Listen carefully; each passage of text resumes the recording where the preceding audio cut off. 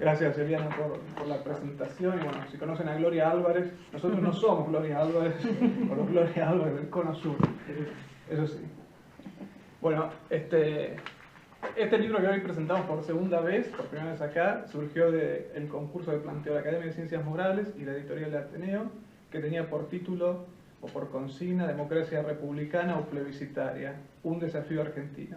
Parecía una excusa muy buena para pegarle al gobierno con elegancia y erudición, como decía Eliana, y había que escribir no poco, que eran 150 páginas, doble espacio, y no todo el mundo tiene tiempo para escribir tanto, así que nos repartimos la tarea en tareas menores y dijimos, bueno, un día de mucho calor, 150 páginas, 5 capítulos de 30 páginas, y nos largamos a escribir con el plan de combinar dos cosas que no se combinan frecuentemente, que son la teoría política normativa, es decir, preocupaciones normativas, evaluativas o ideológicas sobre cómo funciona la Argentina, con materiales empíricos sobre cómo funcionan efectivamente las instituciones en la Argentina, y con teorías positivas, qué sabemos sobre instituciones y desarrollo, etcétera, etcétera. Otro libro más sobre la Argentina.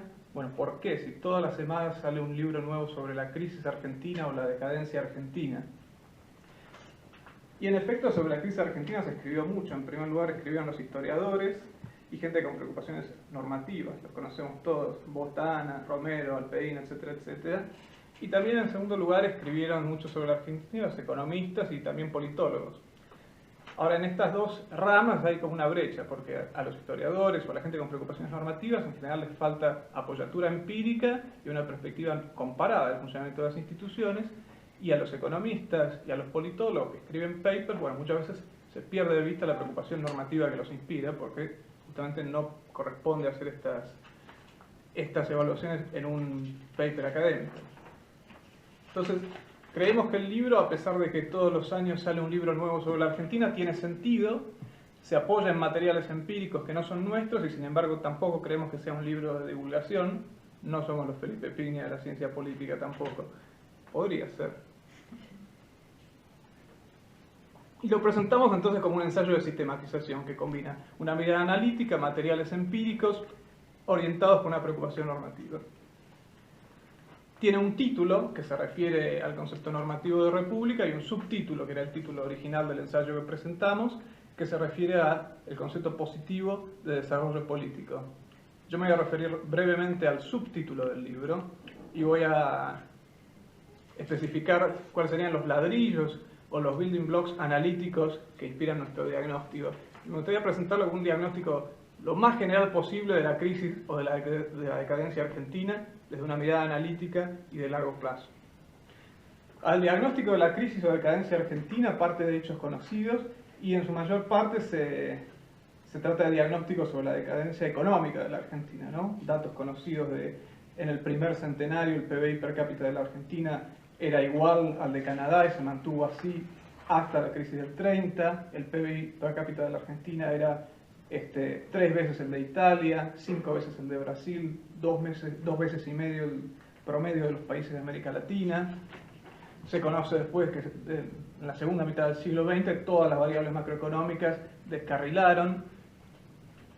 El país creció a tasas negativas en la década del 70 y el 80 y aparecieron dos tendencias que conocemos, que son la volatilidad de las políticas públicas y la volatilidad macroeconómica, y un diagnóstico que empeora todavía más si agregamos la distribución del ingreso como parámetro.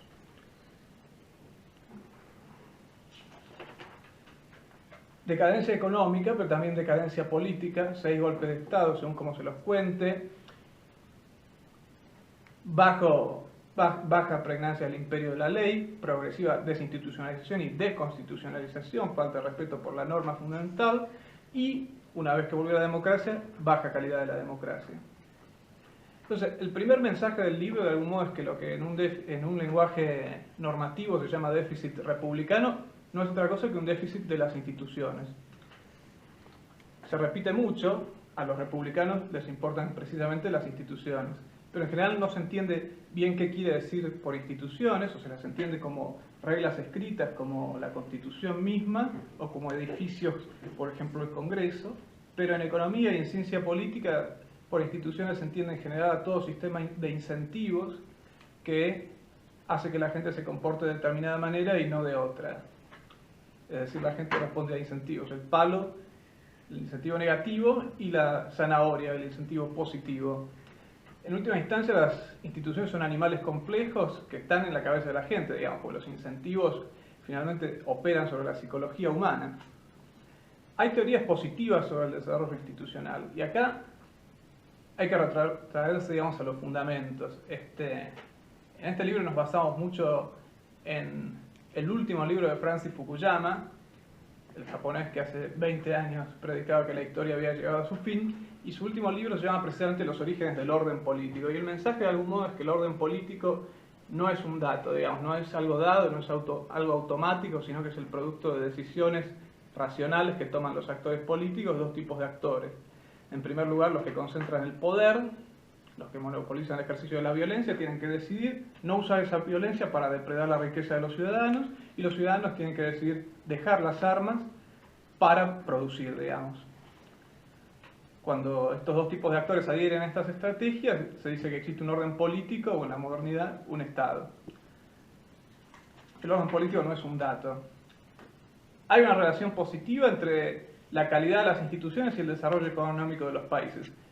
Hay una discusión sobre si es en realidad el desarrollo económico el que causa buenas instituciones, o una tercera variable geográfica, ecológica, causa buenas instituciones y desarrollo económico al mismo tiempo, pero hay casos críticos que dan cierto apoyo a la teoría de que las instituciones son una causa del desarrollo. Por ejemplo, la diferencia que existe entre la Corea del Norte y Corea del Sur, es decir, el paralelo 38, una diferencia que no se debe ni a la etnia, ni a la religión, ni al clima, es decir, es una frontera estrictamente política, es decir, estrictamente institucional. Al norte el PBI per cápita es de casi $40.000 y al sur apenas araña los 2.000. Al revés. Es que a mí me gusta la del norte. Es el relato.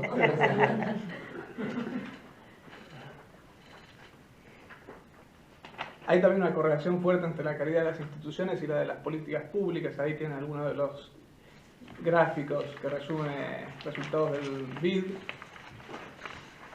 Hay también una relación entre la calidad de las instituciones y los niveles de violencia política y guerra civil de los países. Al contrario de lo que uno podría pensar, el principal predictor de la inestabilidad política no es la pobreza o las divisiones étnicas de los países, sino fallas al interior del propio Estado. Y también hay una relación positiva entre la calidad de las instituciones y lo que en la jerga se llama el capital social, es decir, trust. Puedo confiar en mi vecino, puedo dedicarme a producir, etcétera, etcétera. El segundo mensaje del libro, de algún modo, es entonces que el desarrollo político existe y es algo complejo. Una manera en la que estamos acostumbrados a pensar es que quizá los países pobres o los países en desarrollo son países que tienen menos de todo en distintas dimensiones, menos de distintas cosas. Pero en realidad lo que aprendemos a partir de la experiencia comparada, de los estudios de economía y de ciencia política, es que son países que funcionan distinto, además de tener menos de todo. Funcionan de acuerdo con otra lógica, es decir, los gobernantes en un país y en otro enfrentan distintos sistemas de incentivos.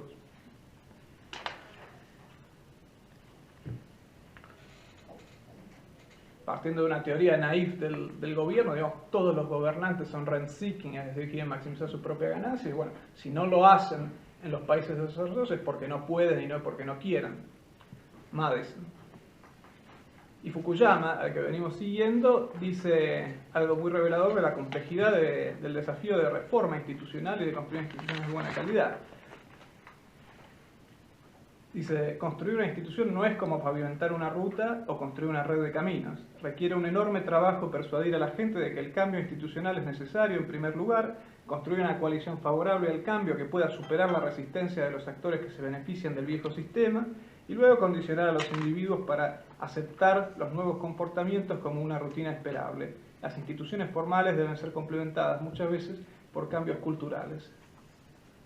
Ahora, la democracia política es un primer paso, obviamente, para la calidad institucional, pero como condición necesaria es también insuficiente. Es necesaria y hay que recalcar la importancia de la democracia política, que muchas veces es denotada por el populismo, en oposición a la democracia real, digamos, democracia formal versus democracia real. En primer lugar, la democracia electoral, meramente electoral, permite que las élites resuelvan la disputa del poder sin derramar sangre, ¿no?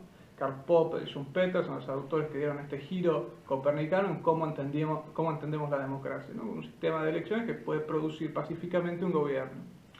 Y segundo, permite conciliar las preferencias de las mayorías con las de las minorías.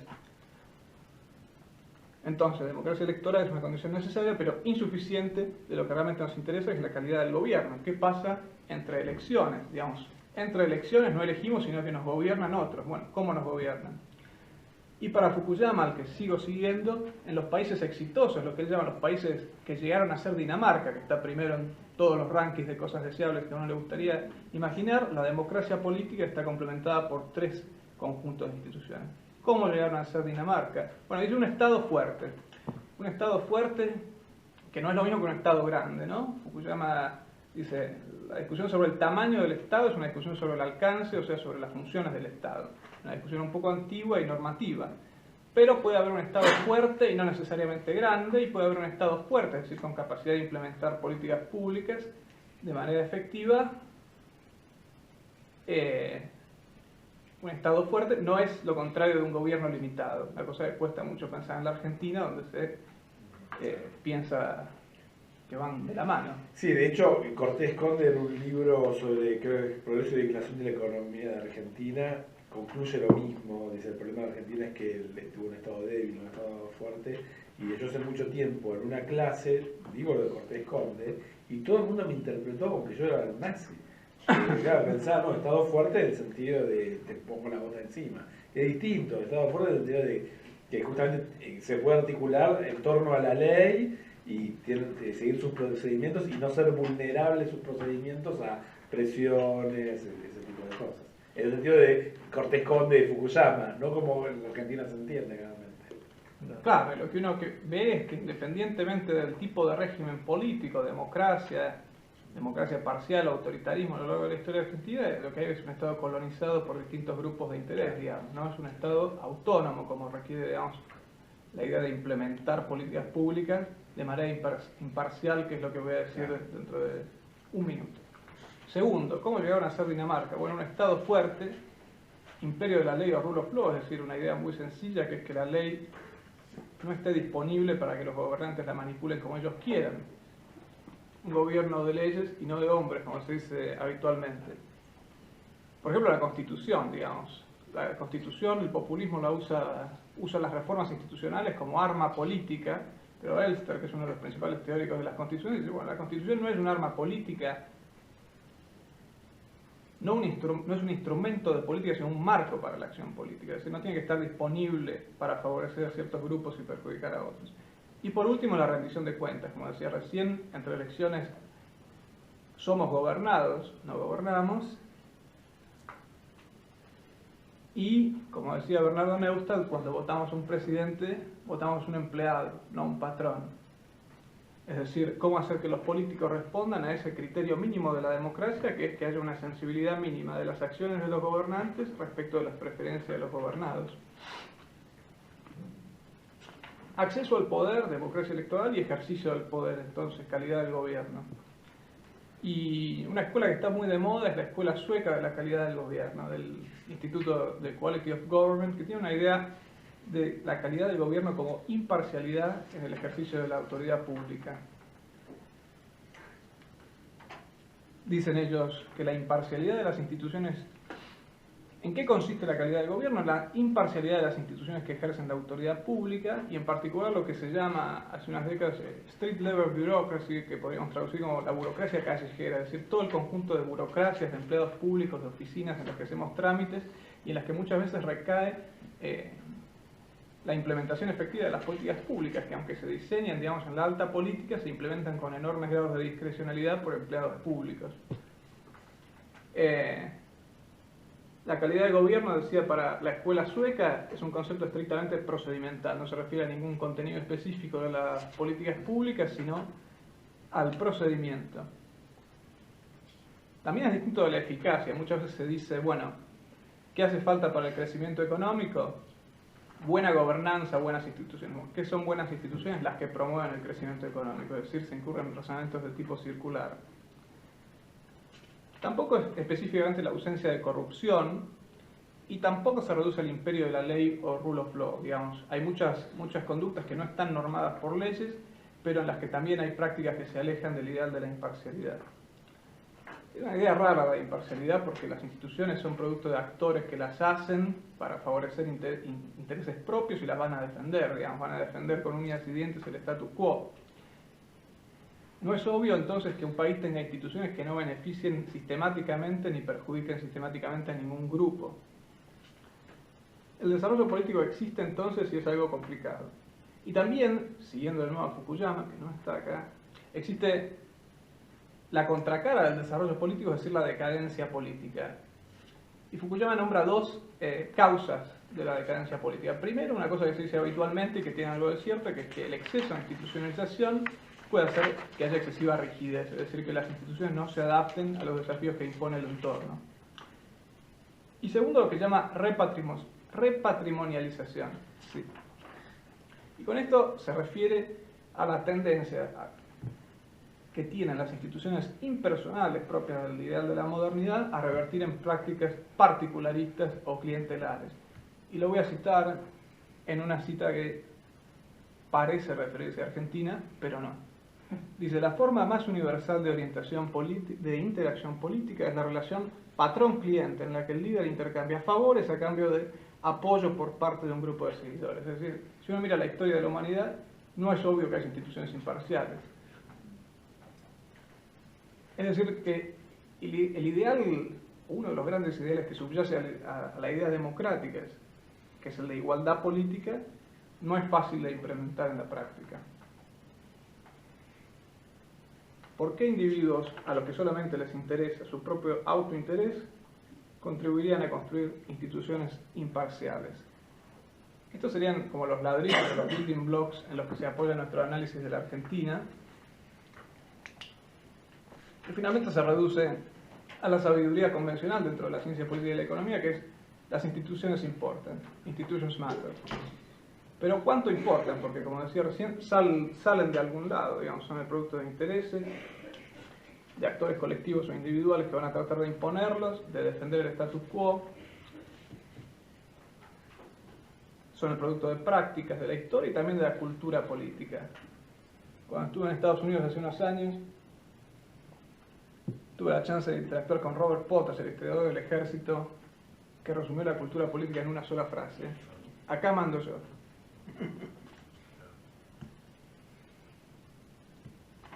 Es decir, hay un componente de cultura política, es un tema muy difícil de tratar científicamente, por eso la ciencia política y la economía se han apartado mucho del análisis de la cultura política, pero que evidentemente existe. Y también un problema de la cultura política de los ciudadanos y de la dirigencia, o de los liderazgos. Daron Acemoglu, el coautor del famoso bestseller ¿Por qué fracasan los países?, que está también en esta pila de libros, vino hace 2 años acá y cuando le preguntaron sobre la Argentina dijo: creo que la Argentina necesita un liderazgo débil, que esté limitado por las instituciones, que respete al Parlamento, que respete a la oposición y a los medios. Y dijo, en una frase borgiana: creo que los argentinos deberían rezar por un líder cuyo nombre fuera totalmente olvidable. Entonces, en este libro resumimos lo que sabemos sobre el funcionamiento de las instituciones, desde una perspectiva comparada, desde una mirada analítica, y tratamos sobre consecuencias empíricas de dos modelos alternativos de democracia, la populista y la republicana. Y bueno, cuando se trata de condensar todo eso en un solo libro hay muchas deudas, por eso hay una pila de libros, algunos de los cuales aportaron mucho al nuestro, así que no vamos a recomendar que lean nuestro libro, sino alguno de estos en los que nos basamos. Con esto termino y Federico va a seguir. Bueno, gracias. Yo me sumo al agradecimiento a Federico y a Eliana por la invitación, y como decía Pablo, el libro trata de condensar, de conciliar dos discusiones que normalmente no se dan en la misma arena y que no sabemos que también lo hemos hecho nosotros, pero por lo menos es un esfuerzo que no es habitual y que por eso valió la pena, que es conciliar una discusión normativa con una discusión más empírica, positiva, como se dice, ¿no? La República pendiente, por eso, como decía Pablo, hay justamente el título del libro condensa más bien la discusión normativa y el subtítulo más bien toda la discusión empírica. Yo voy a hablar justamente la pata normativa. Acá tengo un resumencito de porque tenemos que tener resumir el libro en 40 minutos y no era algo muy fácil. La República Pendiente habla de la oposición de dos modelos de democracia. Eliana, cuando nos presentó, dijo que se suele hablar mucho de republicanismo, está en boga, o muy a favor o muy en contra de lo que es ser republicano, pero no se entiende siempre muy bien qué es lo que esto quiere decir, ¿no?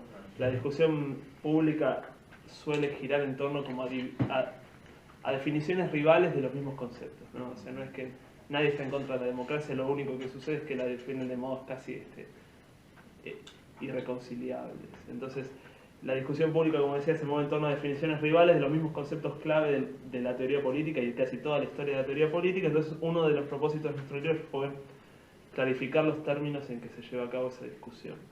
Entonces, por este propósito, nosotros creemos que el libro es didáctico, pero no por esto excesivamente masticado, o Felipe Piñano, o incompleto, o simplista. Y entonces, hay todo un capítulo en el que decimos en qué consiste, en cómo se define y cómo funcionan las instituciones características de un diseño institucional republicano. Otro en el que hacemos lo mismo con el populismo, y un último en el que recopilamos la mayor parte del conocimiento existente sobre cómo funcionan estas instituciones en la Argentina. Bueno, todo este ejercicio de clarificación conceptual nos pareció valioso como para evitar que la discusión pública sea una batalla de eslogans sorda y en el que cada uno, como decía recién, trata de imponer su definición preferida de las mismas ideas, ¿no? Entonces nosotros empezamos caracterizando lo que se considera como un diseño institucional republicano, los ideales a los que sirve, y explicamos las instituciones que lo componen, o sea, qué es la división de poderes, por qué el Estado tiene que ser neutral, algo sobre lo que dijo bastante Pablo recién, y sobre y que también aparece tanto en la pata normativa como en la pata empírica del libro, por qué el Estado tiene que ser distinto del gobierno, algo que parece obvio pero que casi nunca lo es, y por qué, bueno, y mostrando las diferencias que tuvo la teoría republicana a lo largo de su historia, ¿no? Porque no siempre el republicanismo quiso decir lo mismo, que es algo que se suele, o sea, que es un comentario que suele aparecer. O sea, existe un republicanismo clásico, como varios de ustedes ya sabrán, más centrado en la idea de un correcto ejercicio de la virtud cívica y la participación en los asuntos colectivos, cuyo buen representante es Rousseau, ¿no? A quien se considera republicano por su definición colectivista de libertad, pero que también es una idea que está bastante lejos de asemejarse a las definiciones liberales de libertad, ¿no? Y justamente un republicanismo más liberal, más preocupado por cómo neutralizar los peligros de la opresión del Estado y cómo generar gobierno limitado, etc. Bueno, entonces, todo republicanismo, a fin de cuentas, terminó como apoyándose en alguna idea de libertad, como decía recién, ¿no? El republicanismo más colectivista, en un ideal de libertad como autodeterminación colectiva, autonomía, digamos, y el republicanismo liberal más afecto a esta idea de libertad como ausencia de interferencia en la esfera privada de la acción.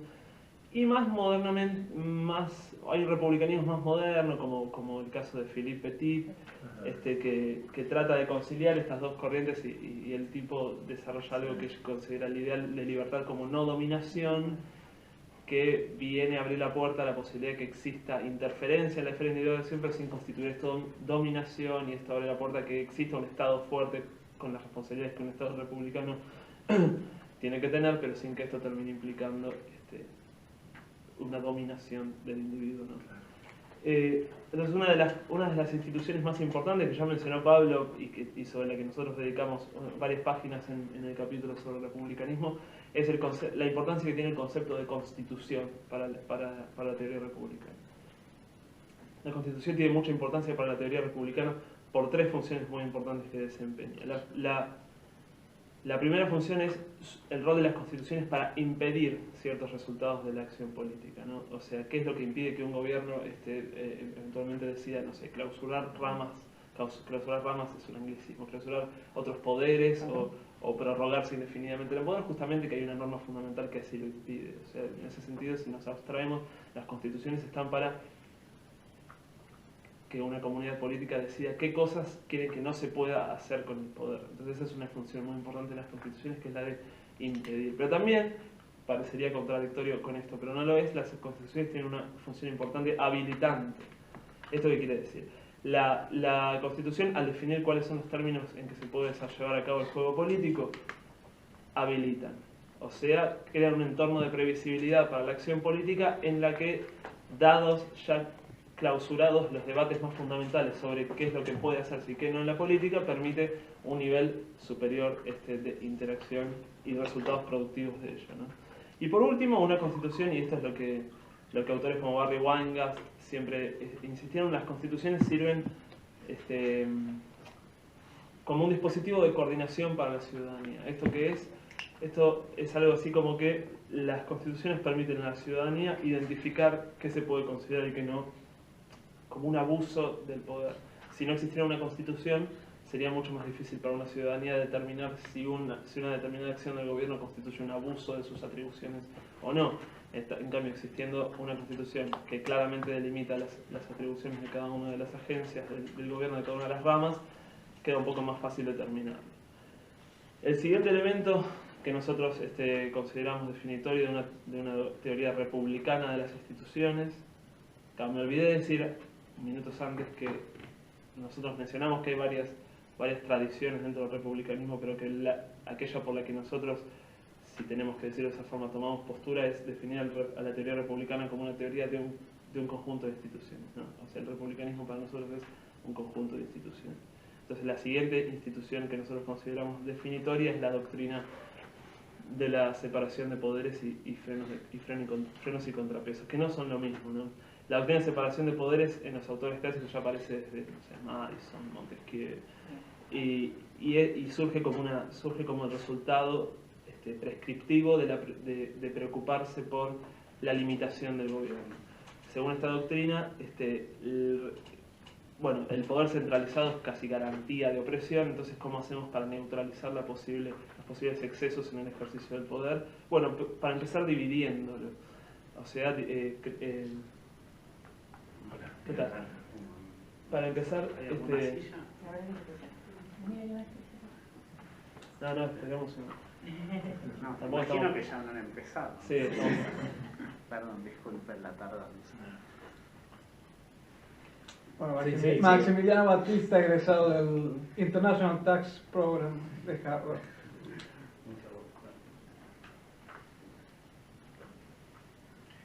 Sí. Siga. bueno, no, pero eso que sería no tengo. Está bien, Sí. puedo escucharlo. Bueno, entonces estaba con el tema de la separación de poderes. O sea, los tipos, los teóricos que primero empezaron a delinear, digamos así, una doctrina de división de poderes y frenos y contrapesos, primero, como decía recién, se preocuparon por cómo limitar la acción del gobierno. Lo primero que dijeron, bueno, para empezar dividámoslo, o sea, separemos hacia el interior de un gobierno distintos poderes. Pero incluso para estos primeros teóricos esto ya resultó insuficiente. De hecho,